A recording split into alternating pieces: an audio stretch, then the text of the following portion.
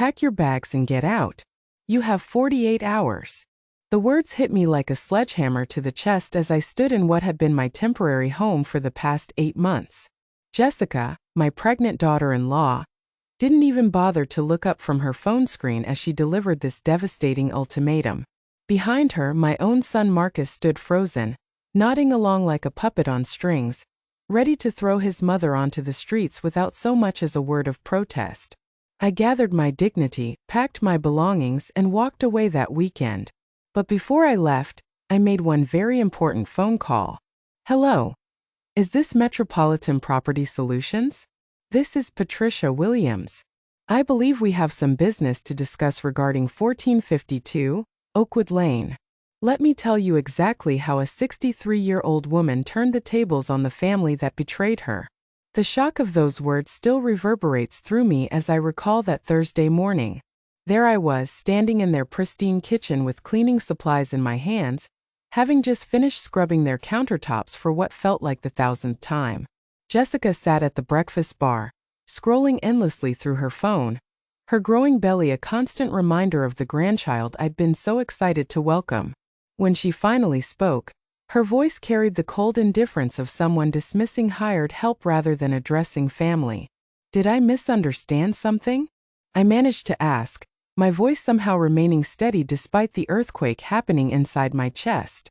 At 63, I thought I'd weathered every storm life could throw at me. How naive I was. Jessica's eyes flicked up briefly, cold as winter steel. It's nothing personal, Patricia. We just need our space back. The baby will be here soon, and having you constantly around is creating unnecessary stress for me. Constantly around. That's how she described a woman who cooked their meals, maintained their home, and contributed $800 monthly toward their expenses while living in what used to be their storage space. Constantly around. Finally, Marcus found his voice, though it sounded like it was coming from somewhere deep underground. Mom, maybe it's time you consider something more appropriate for your situation. You know, somewhere designed for people in your stage of life. My stage of life.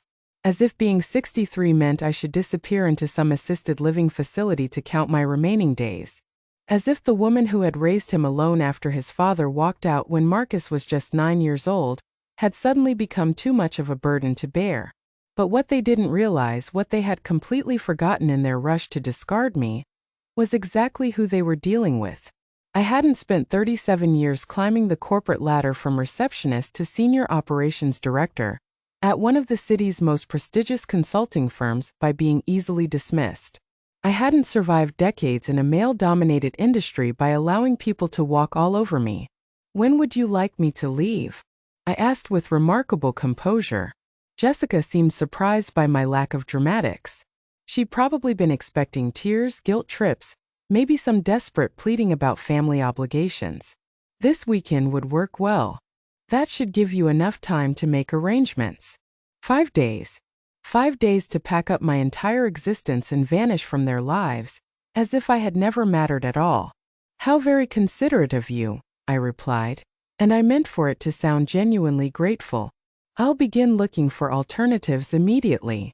What they couldn't see was the slight smile tugging at the corner of my mouth as I retreated to my converted living space. They had absolutely no idea what they had just set into motion.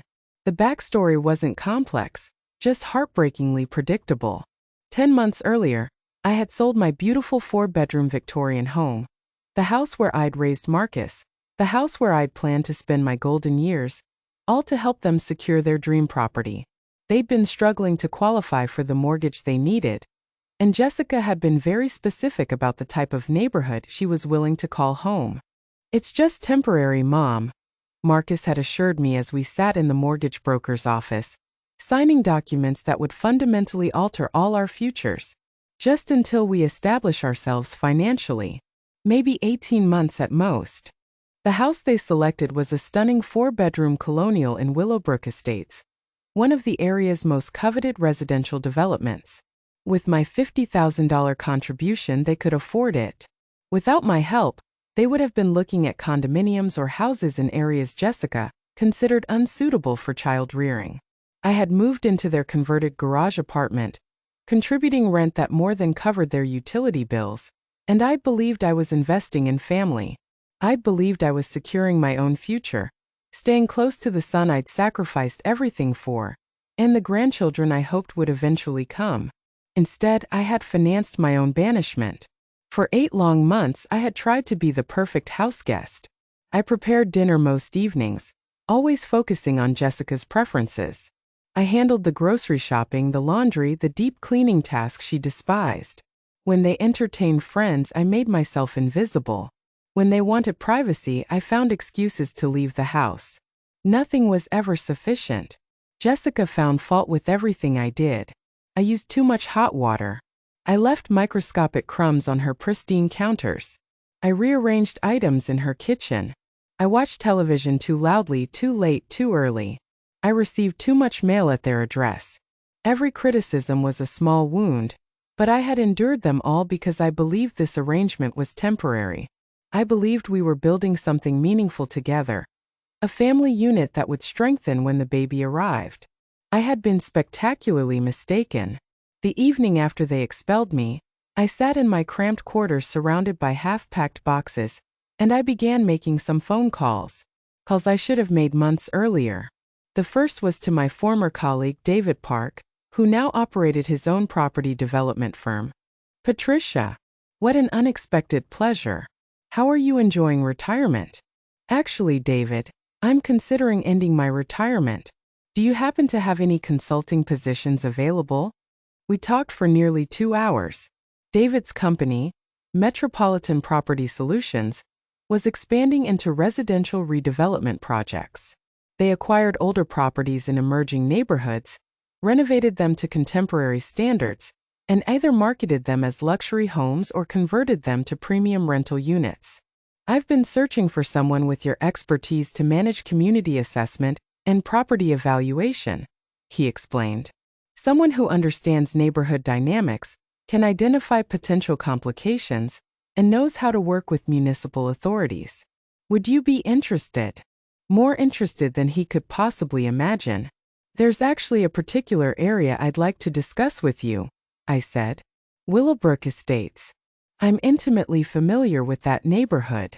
Willowbrook Estates? David's voice brightened with interest. We've been monitoring that area for months. Excellent location, solid infrastructure.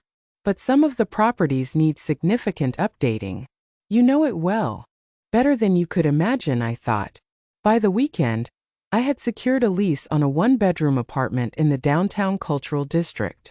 It was smaller than my previous accommodations, but it belonged to me. No one could evict me. No one could complain about my television volume or mail delivery schedule. As I supervised the moving crew loading my modest possessions, I noticed Jessica observing from the kitchen window. She appeared genuinely surprised that I had followed through so efficiently on finding alternative housing. Perhaps even slightly remorseful. Too little, too late, sweetheart. Marcus appeared as I conducted my final inspection of the space. Mom, are you certain you'll be all right? This new apartment, is it in a secure area? For a moment, his concern sounded authentic, and I almost felt pity for him. Almost. I'll manage just fine, Marcus. I've been taking care of myself for quite some time. Maybe we acted too hastily, he said, running his fingers through his hair the way he'd done as a child when anxiety struck. If you wanted to stay until after the baby arrives. No, thank you. My voice remained pleasant but firm. Jessica made your feelings perfectly clear. I wouldn't want to cause additional stress during her pregnancy. The guilt was consuming him now. Excellent. Let him contemplate what he had thrown away. My new apartment was everything their garage conversion had never been. Bright, spacious, with floor-to-ceiling windows that welcomed the morning sunlight, and a private balcony where I could enjoy my coffee in peace. For the first time in 8 months, I could watch television at any volume I chose, use unlimited hot water, and receive my mail without commentary. But the most satisfying part was the phone call I made that first evening. David, this is Patricia. I'm settled in and ready to begin work. About that Willowbrook Estates project, I believe I can provide some extremely valuable insights. The next morning, I met David at a coffee shop 4 blocks from Marcus and Jessica's house. He remained exactly as I remembered him, mid-50s, impeccably dressed, with the kind of focused energy that had made him successful in a cutthroat industry. "Patricia, you look wonderful. Retirement was obviously agreeing with you." If only he knew how recently my retirement had ended. "Thank you. I'm enthusiastic about this opportunity. I've reviewed the preliminary materials you provided, and I believe Willowbrook Estates has exceptional potential." David spread detailed maps and property assessments across our table. "We've identified 15 houses within a 6-block radius that would be perfect for redevelopment. The neighborhood has excellent fundamentals: mature landscaping, solid infrastructure, convenient downtown access, but maintains a residential character." I studied the maps, noting with satisfaction that Marcus and Jessica's street was positioned directly in the center of his target zone. "The challenge," David continued, "is determining which properties have owners who might be motivated to sell, and which ones have hidden complications that could complicate redevelopment." "I might be able to assist with that," I said carefully. "I've spent considerable time in the neighborhood recently. I've observed quite a bit about property conditions and ownership situations." David leaned forward intently. "Such as?" I retrieved a notebook I'd been maintaining throughout my months in exile. 1452 Oakwood Lane, for example. The owners are young, first-time buyers who overextended themselves financially. They've made some unpermitted modifications to create additional living space, but I suspect the work doesn't meet current building codes. Everything I told him was absolutely accurate. Marcus and his friend Steve had converted the garage to create my living quarters, but they'd bypassed the permit process to save money and time. The electrical work was questionable, the insulation was inadequate, and the bathroom addition definitely wasn't compliant with code. David took extensive notes. "How do you know all this?" "I was considering renting space from them at one point. I got a very thorough look at the property." "Also true in the most technical sense. Any other properties of interest?" I flipped through my notebook, highlighting several houses on the block. Mrs. Chun at 1448 was 87 and struggling to maintain her property. The Rodriguezes at 1440 were navigating a contentious divorce. The young couple at 1456 had been attempting to sell for months, but couldn't find buyers willing to address the foundation problems they'd been ignoring. "This is incredibly valuable intelligence," David said. "With this kind of insider knowledge, we can approach property owners with solutions to problems they're already facing." "Exactly. What would you say to beginning immediately?" "I'd like to start with that first property you mentioned, 1452 Oakwood Lane. Do you think the owners might be receptive to an offer?" I sipped my coffee, savoring the moment. "I think they're about to become very receptive indeed." The brilliance of David's business model wasn't that he pressured people to sell. He simply provided solutions to problems they already had, often problems they didn't even realize existed yet. Over the following week, I helped him research the properties on Marcus's block. We discovered that Mrs. Chun had been cited by the city for property maintenance violations she couldn't afford to correct. The Rodriguezes were facing a forced sale as part of their divorce proceedings.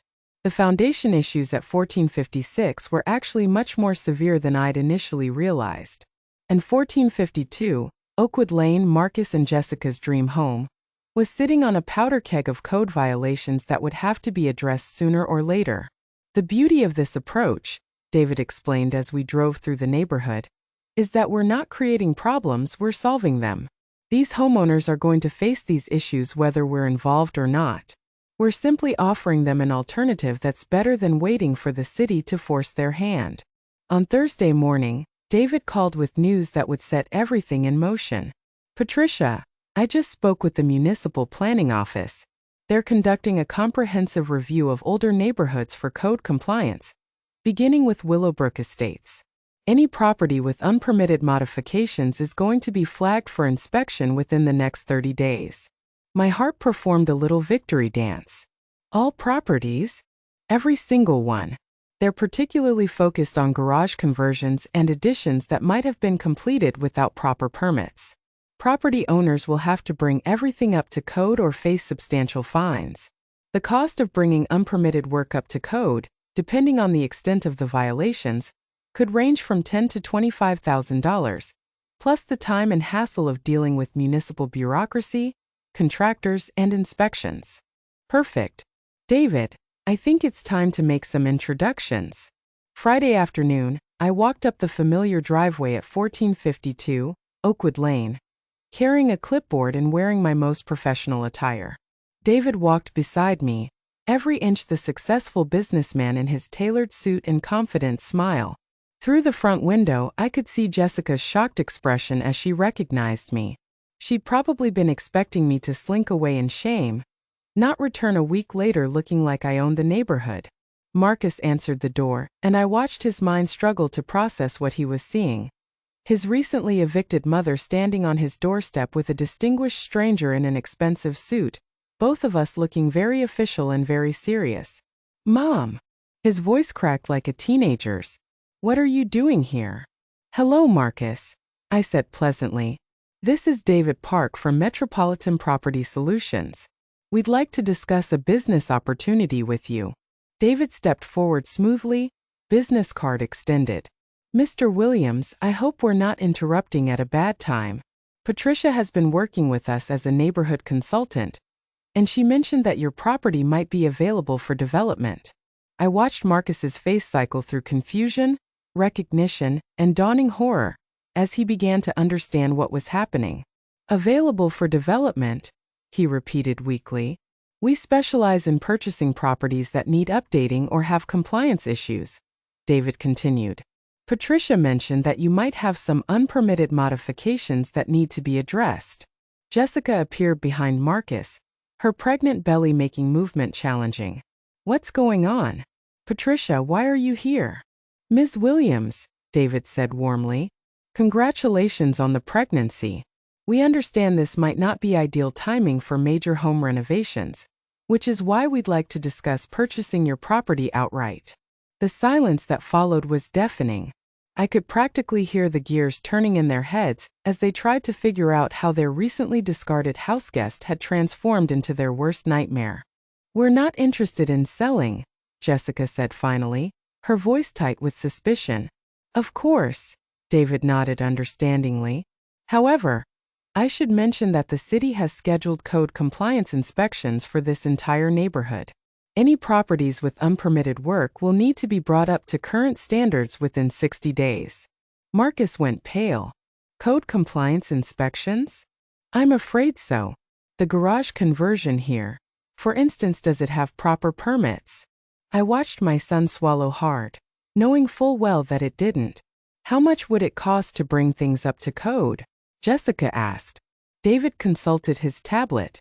"Depending on the scope of the work, anywhere from $12,000 to $30,000, plus the time and inconvenience of major construction while you're preparing for a new baby." Jessica's hand moved protectively to her belly. $30,000? "That's worst-case scenario," David assured her. "But the city doesn't offer payment plans, and the work has to be completed within their timeline, or they'll issue stop work orders and daily fines." Marcus found his voice. "What kind of offer were you thinking of making?" David smiled. "I'd be prepared to offer $490,000 cash, with closing in 30 days. That would eliminate your code compliance issues and give you a substantial profit over your purchase price." They'd paid $420,000 20 months ago with my help. Even after closing costs and real estate fees, they'd walk away with at least $50,000 in profit. "We need to think about it," Marcus said. "Of course, but I should mention that our offer is contingent on completing the purchase before the city's compliance deadline. After that, the property's value would be significantly impacted by the outstanding violations." As we prepared to leave, David handed Marcus his business card. "Take your time, but don't take too long. Patricia can answer any questions you might have about the development process." Walking back to David's car, I felt a satisfaction I hadn't experienced in months. Not revenge exactly, more like justice finally being served. My phone started ringing before we'd even left their street. I let Marcus's first 4 calls go to voicemail. When he called the 5th time, I was settled in my apartment with a glass of wine and a good book, and I decided to answer. Mom, what the hell is going on? His voice was high and panicked. Language, Marcus. And I thought I made it clear that I'm not your problem anymore. This isn't a game.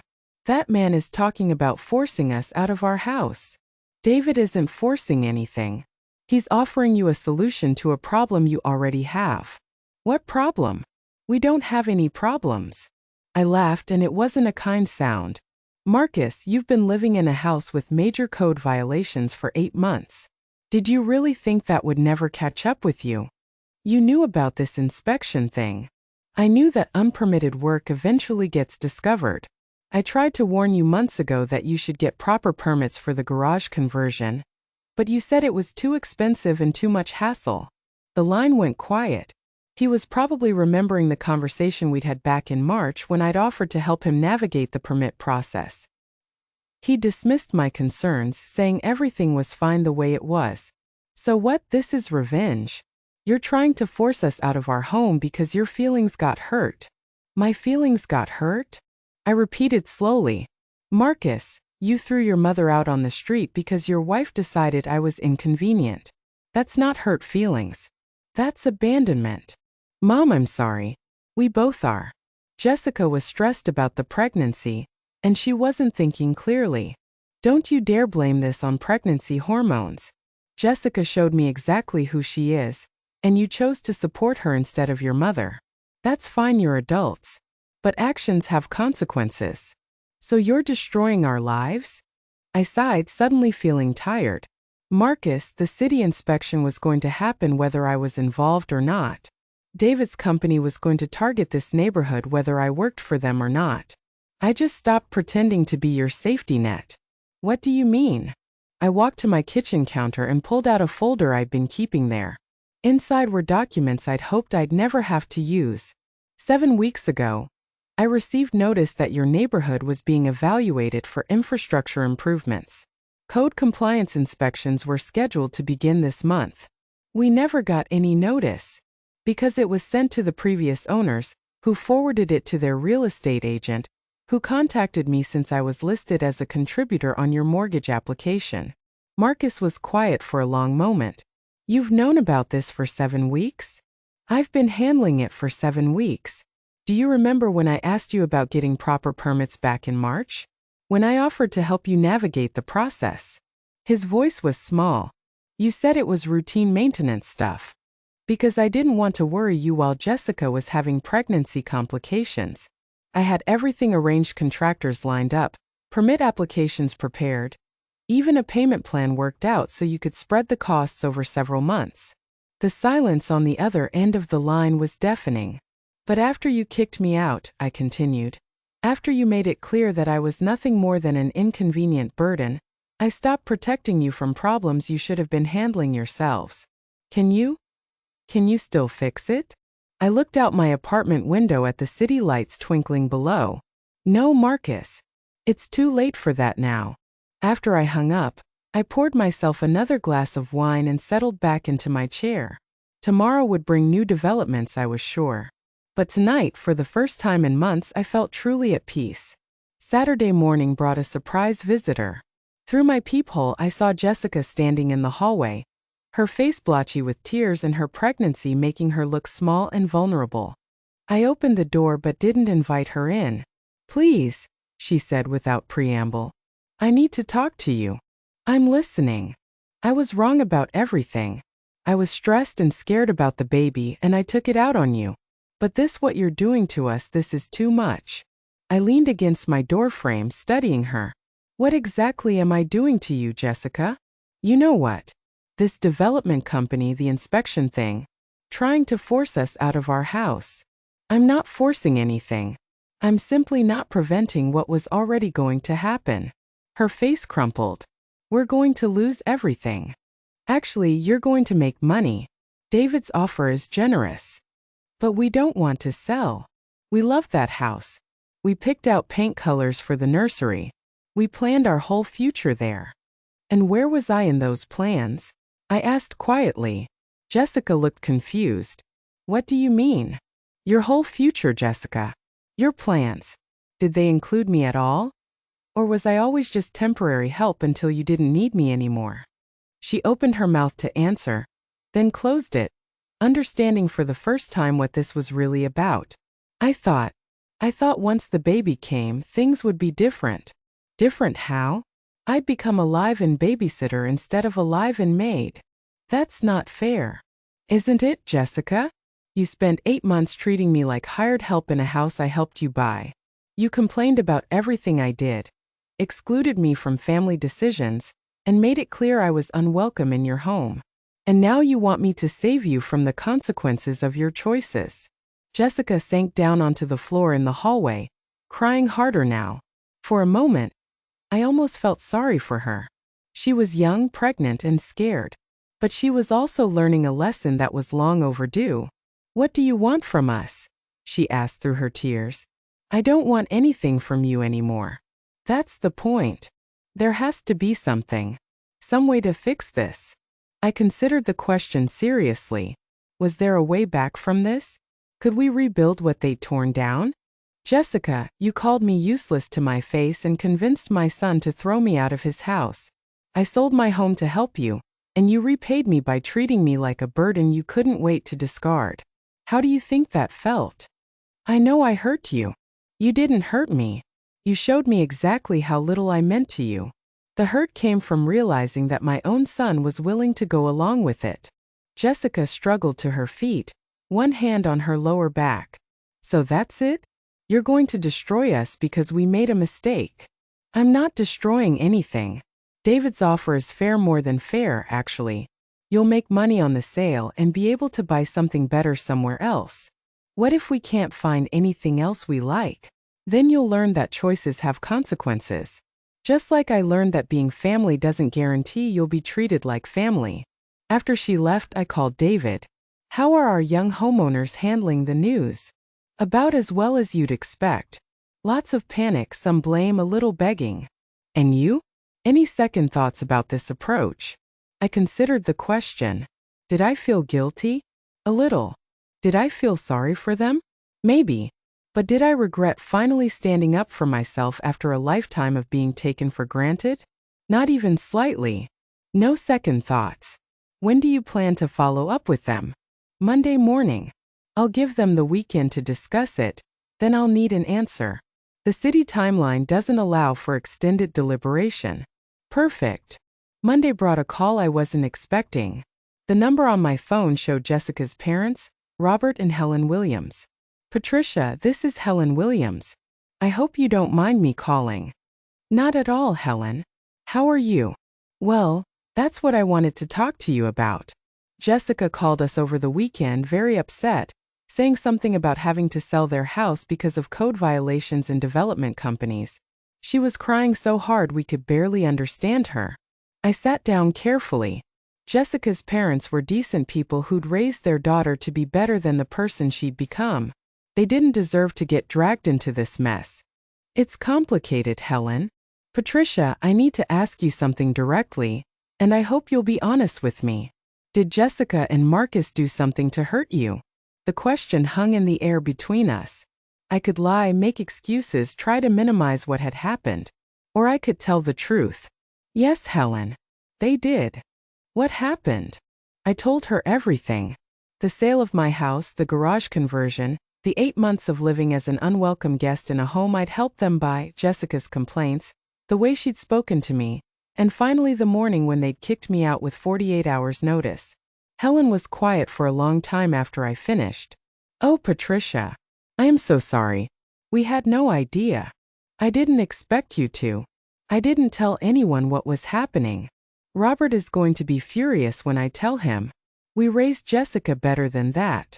I'm sure you did, but people sometimes show their true colors when they think it's safe to do so.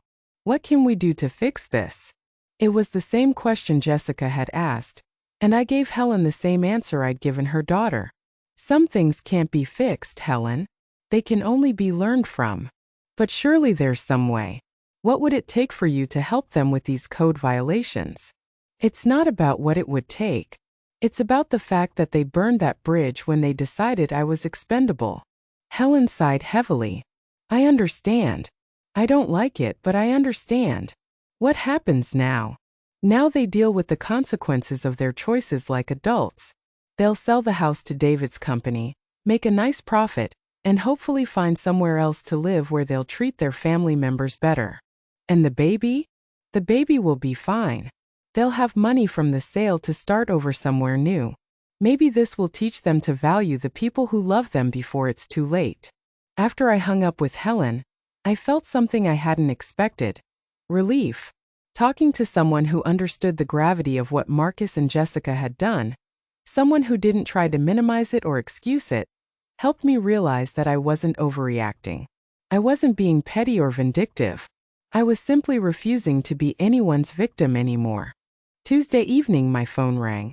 Marcus's number appeared on the screen, and for the first time since this started, I answered on the first ring. Mom, we need to talk. I'm listening. Helen Williams called Jessica today. She told her what you told her about everything. And Jessica's been crying for 4 hours. She says she didn't realize how awful she was being to you. I waited. Mom, we want to make this right.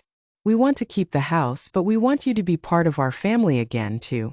The right way this time. What does that mean exactly? Marcus took a deep breath. It means we pay for the code compliance work ourselves. It means Jessica apologizes to you properly, not just because she needs something from you. It means we treat you like family instead of like hired help. And what would my role be in this new family arrangement? Whatever you want it to be. You could move back in with us or stay in your apartment and come over for dinners. You could help with the baby when he or she arrives or just be a grandmother. Whatever makes you happy. It was everything I wanted 8 months ago. The chance to be part of my son's life, to help raise my grandchild, to have the family I dreamed of. So why didn't it feel like enough? Marcus, I appreciate the offer. I really do. But I need to know why now. Why are you saying all this now when you couldn't say any of it when I actually lived in your house? Because we were taking you for granted.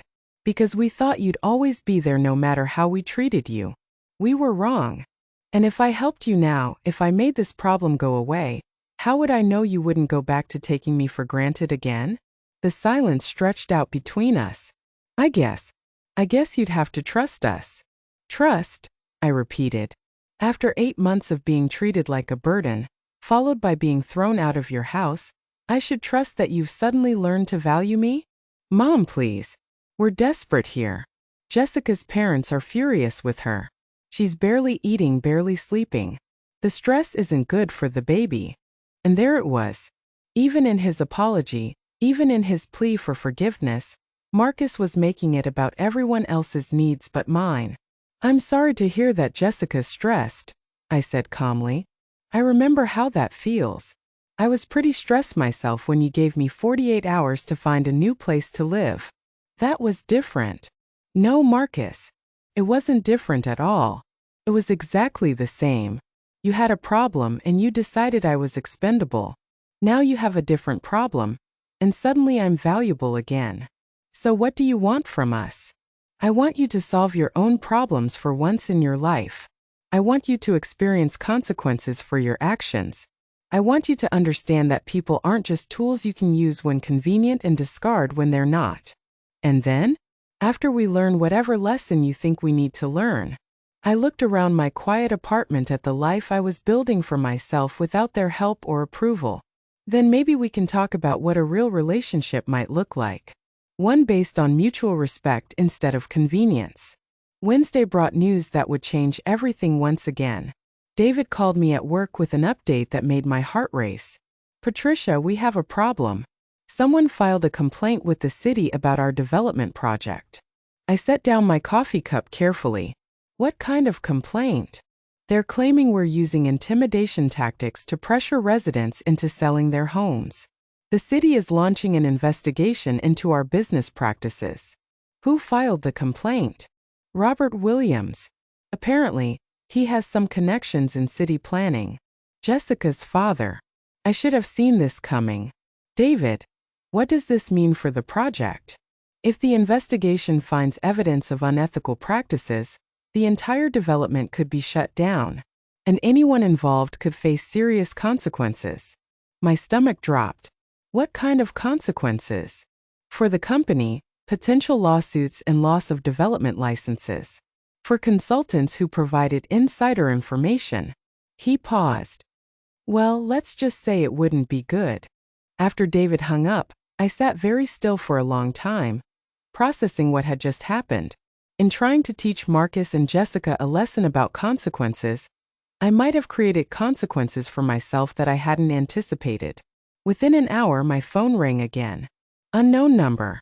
Ms. Williams, this is Detective Sarah Park with the City Planning Compliance Office. We'd like to schedule an interview regarding your consulting work with Metropolitan Property Solutions.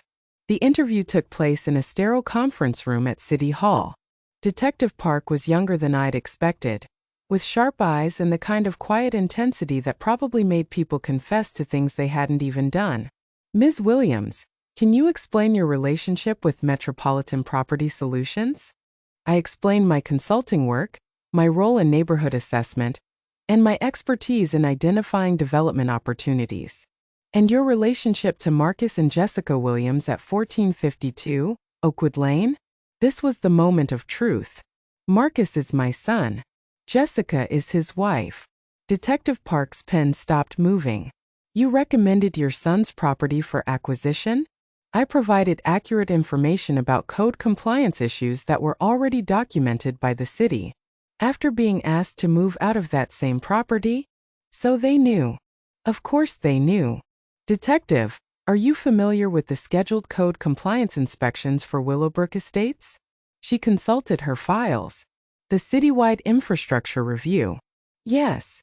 That review was going to happen regardless of my involvement with Metropolitan Property Solutions. Property owners in that neighborhood were going to face compliance issues whether I worked for David Park or not. But you had inside knowledge about specific violations at your son's property. I had knowledge about violations that were obvious to anyone who looked. The garage conversion was unpermitted, the electrical work wasn't up to code, and the whole addition would need to be brought into compliance before any sale could proceed. Detective Park studied me for a long moment. Some people might see your actions as revenge against your son. I met her gaze steadily. Detective, some people might see my son's actions as elder financial abuse. I sold my house to help them buy theirs, then was asked to leave when I became inconvenient. That doesn't justify using your position with a development company to target their property. I didn't target anything. I provided accurate information about code violations that were already documented. If that information helped David make informed business decisions, I consider that good consulting work. The interview continued for another hour, covering every aspect of my relationship with both David's company and my son's family. When it was over, Detective Park walked me to the door. Ms. Williams, I should warn you that if we find evidence of unethical behavior, there could be serious consequences. I understand, Detective. I've always operated within both legal and ethical boundaries. As I walked out of City Hall, I realized that no matter how this turned out, there was no going back to the way things were. Win or lose, succeed or fail, my relationship with Marcus and Jessica had been forever changed by the choices we'd all made. 3 days later, David called with an update that surprised me. Patricia, the investigation is closed. I gripped the phone tighter. And no wrongdoing found. The city determined that all our development procedures were legitimate, and your consulting work was entirely appropriate. Relief flooded through me like cool water. What about the complaint? Withdrawn. Robert Williams called this morning and apologized for wasting the city's time. Apparently, he had some very enlightening conversations with his daughter about what really happened between you and her family. 2 weeks later, I received a call that changed everything yet again. Mom. Marcus's voice was shaky. Jessica's in the hospital. There are complications with the pregnancy. She's asking for you. I found myself in a hospital corridor at 2 a.m, still wearing the clothes I'd thrown on when Marcus called. The maternity ward was quiet except for the soft sounds of medical equipment and the occasional cry of a newborn. Marcus met me at the elevator, his face pale and drawn. Thank you for coming. I know you didn't have to. How is she? The doctors say she'll be okay, but the baby? They had to deliver early. She's in the NICU. As we walked down the hallway, I felt the familiar tug of family obligation, the instinct to set aside my own hurt and step into the role of caretaker. But this time I paused. This time I made a conscious choice. Jessica's room was private and quiet, filled with the soft beeping of monitoring equipment. She looked small and fragile in the hospital bed. Nothing like the confident woman who'd ordered me out of her house 6 weeks ago. "Patricia," she said when she saw me, tears immediately welling up in her eyes. "You came." "I came to see my granddaughter. She's beautiful. She has Marcus's eyes and your stubborn chin." Despite everything, I smiled at that. "Jessica, I understand you wanted to talk to me." She struggled to sit up straighter in bed. "I've had a lot of time to think over the past few weeks. About what I did to you, about what kind of person I became. I don't like who I was. And who are you now? I don't know yet. That's what the counseling is for, I guess. But I know I want to be someone better. Someone who deserves to have you as family." I studied her face, looking for signs of manipulation or insincerity. What I saw instead was exhaustion, fear, and what looked like genuine remorse. "Jessica, I need you to understand something. I didn't do what I did to hurt you or Marcus. I did it because I finally reached a point where I couldn't pretend anymore that being family meant accepting mistreatment. I know. And I need you to understand something too." "What's that?"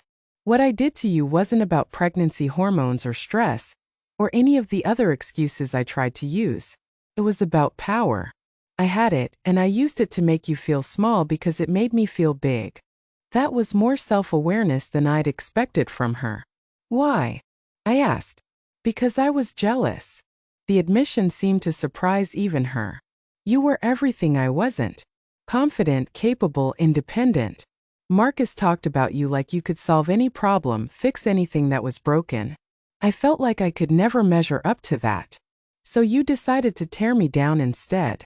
I decided to make you as small as I felt. And I convinced myself it was justified because the house was mine and I was carrying Marcus's baby, and you were just temporary. I was never temporary, Jessica. I was your family. Or I tried to be." She nodded, crying freely now. "I know. And I threw that away because I was too insecure and too selfish to see what I had." We sat in silence for a few minutes, the weight of honest conversation settling between us.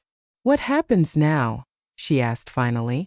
"Now you focus on getting better and taking care of your daughter. Marcus learns to handle adult responsibilities without expecting someone else to clean up his mistakes. And I decide whether you've both changed enough to deserve another chance. And if we haven't, then you'll raise your daughter knowing that choices have consequences. And hopefully, you'll teach her to treat people better than you treated me." Jessica winced at the harsh truth but didn't argue with it. "Can I ask you something?" she said. "Of course. Will you at least meet her? The baby?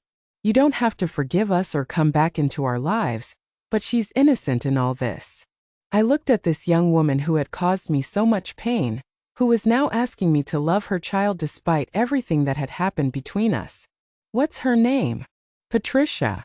We named her Patricia Rose Williams." My breath caught in my throat. "You named her after me?" "Marcus insisted. He said you were the strongest woman he knew, and he wanted our daughter to have that strength." Tears I'd been holding back for weeks finally spilled over. "I'd like to meet her." Patricia Rose Williams weighed 4 pounds, 2 ounces, and had the most perfect tiny fingers I'd ever seen. She lay in her NICU incubator, surrounded by monitoring equipment, completely unaware of the complicated family drama that had preceded her arrival. "She's beautiful," I whispered, placing my hand on the incubator. Marcus stood beside me, his face soft with wonder and fear. "The doctors say she's going to be fine. Small but healthy. She's perfect. Mom, I want you to know, even if you decide you can't forgive us, I want you to be part of her life. She deserves to know her grandmother." I looked at my son, this man who had disappointed me so deeply, but who was now showing me a glimpse of the person I'd raised him to be. Being part of her life means being part of your lives, Marcus. I can't compartmentalize relationships like that. Then what do? We take it slowly. We rebuild trust through consistent actions, not grand gestures. We establish boundaries and respect them. We treat each other like family instead of like conveniences. And if we mess up again, then you'll face the consequences again. But hopefully, you're both smart enough not to make the same mistakes twice. Over the next hour, I watched Marcus and Jessica interact with their daughter through the NICU protocols. They were clumsy and nervous, but they were trying. When the nurses explained feeding schedules and medical procedures, they listened carefully and asked thoughtful questions. When Jessica started to cry from exhaustion and overwhelm, Marcus comforted her without making it about his own needs. Maybe they really were learning. 2 weeks later, I was back at the hospital, this time to drive them home with baby Patricia. The car ride was quiet except for the soft sounds of a sleeping newborn and the nervous breathing of new parents. "Mom," Marcus said as I pulled into their driveway, "would you like to come in? Jessica made lunch." I looked at the house where I'd lived for 8 months as an unwelcome guest, where I'd been dismissed and discarded when I became inconvenient. It looked different now, smaller somehow, less intimidating. For a little while, the inside of the house had changed too. The converted garage where I'd lived had been restored to its original purpose, and a proper nursery had been set up in what used to be their home office. It was clear they'd been working hard to prepare for the baby's arrival. "We took out a loan to pay for the code compliance work," Jessica said as she settled the baby into her crib. "It wasn't cheap, but everything's up to code now. How are you managing financially?" "We're tight," Marcus admitted, "but we're managing." I picked up some freelance work, and Jessica is going to work from home part-time after her maternity leave. No more living beyond our means. Over lunch, we talked about practical things: feeding schedules, doctor appointments, the logistics of new parenthood.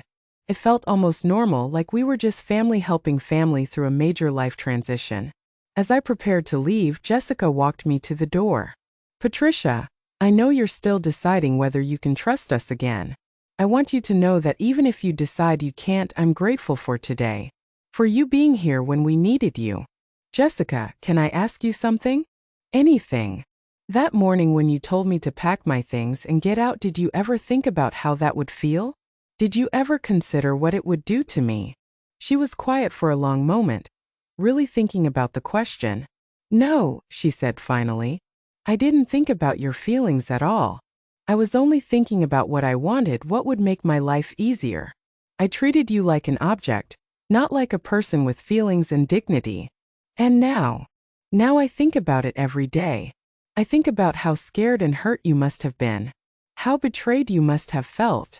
I think about how I would feel if someone treated me that way when I'm your age. It wasn't everything, but it was a start." Over the next 6 months, Marcus and Jessica worked hard to prove they'd changed. They made mistakes, forgot to call when they said they would, occasionally slipped into old patterns of taking help for granted, but they caught themselves and corrected course. More importantly, they stopped expecting me to fix their problems. When the baby had feeding issues, they researched solutions and consulted doctors themselves before asking for my opinion. When their car broke down, Marcus handled the repairs and rental arrangements without calling me in a panic. When Jessica struggled with postpartum depression, they found appropriate professional help and support groups. I started having dinner with them once a week, then twice a week. I babysat Patricia Rose when they needed to run errands, but I also maintained my own life and interests. I kept my downtown apartment, continued working part-time for David's company, and developed friendships with my neighbors. The difference was profound. Instead of being a living convenience, I was a welcomed family member. Instead of being taken for granted, I was appreciated and respected. Instead of being used and discarded, I was valued and treasured. 8 months after Patricia Rose was born, Marcus and Jessica asked me to meet them for dinner at a nice restaurant downtown. "Mom," Marcus said after we'd ordered, "Jessica and I have been talking, and we have something we want to ask you. We want to know if you'd consider being Patricia Rose's godmother," Jessica said. Not just in the religious sense, but in the real sense. Someone who will be there for her no matter what. Someone who will guide her and love her unconditionally. Someone who will teach her to be strong and independent like her grandmother. I looked at these two people who had caused me so much pain, who had worked so hard to earn their way back into my good graces, who were now asking me to commit to loving their daughter for the rest of my life. Under one condition, I said. They waited nervously. You teach her to value the people who love her before she loses them. You teach her that family isn't just about sharing DNA, it's about showing up, treating each other with respect, and never taking love for granted. Deal, they said in unison. Today, Patricia Rose is 20 months old, walking unsteadily around her parents' living room and getting into everything she can reach. Her first clear word was Nana, which she says every time she sees me, reaching her chubby arms up to be held. Marcus and Jessica have grown into parenthood, handling the sleepless nights and endless responsibilities with a maturity I wasn't sure they possessed. They've also grown into being better family members, treating me with the respect and appreciation I should have had from the beginning. We have dinner together every Sunday now, a tradition that started when Patricia Rose was 8 months old. Sometimes we go to their house, sometimes they come to my apartment, sometimes we go out. The important thing isn't where we are, it's that we're together by choice, not out of obligation or convenience. Last month, they asked if I'd consider moving back in with them, not as a renter or a live-in babysitter, but as a family member with my own space and independence. I said no, and they accepted it gracefully. I like my downtown apartment. I like my independence. I like the fact that when I visit them, it's because we want to see each other, not because I have nowhere else to go. A few weeks ago, Patricia Rose took her first unassisted steps directly into my arms. As I caught her and swung her up in celebration, I saw Marcus and Jessica watching with huge smiles, genuinely happy that I was part of this milestone moment. Thank you, Jessica mouthed to me over the baby's head. I knew what she meant. Thank you for not giving up on us. Thank you for teaching us how to be better. Thank you for loving our daughter even after we hurt you. But the truth is, I should be thanking them too. Not for hurting me, I'll never be grateful for that. But for forcing me to find my strength, to discover my independence, to learn that I didn't have to accept mistreatment just to maintain relationships. The woman who lived in their garage for 8 months, accepting every slight and insult because she was afraid of being alone, is gone. In her place is someone who knows her worth, who demands respect, who isn't afraid to walk away from people who don't treat her properly. I'm 64 years old, and I finally understand that love without respect isn't really love at all. I understand that being family isn't about what you're willing to endure, it's about what you're willing to require. Patricia Rose will grow up knowing that her Nana is strong, independent, and not to be trifled with. She'll learn that family members should lift each other up, not tear each other down. She'll understand that love comes with responsibilities, and that treating people poorly has consequences. Most importantly, she'll know that she has a grandmother who fought for her dignity, who chose to forgive but not forget, who rebuilt relationships on her own terms instead of accepting whatever scraps others were willing to offer.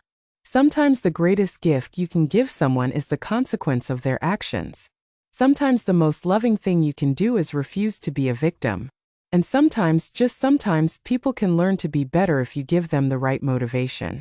The best revenge isn't getting even, it's becoming the person you were always meant to be, and requiring others to rise to meet you there. As I watch Patricia Rose play with her toys, babbling in her own secret language and exploring her world with fearless curiosity, I know that this little girl will grow up in a family that has learned how to value each other properly.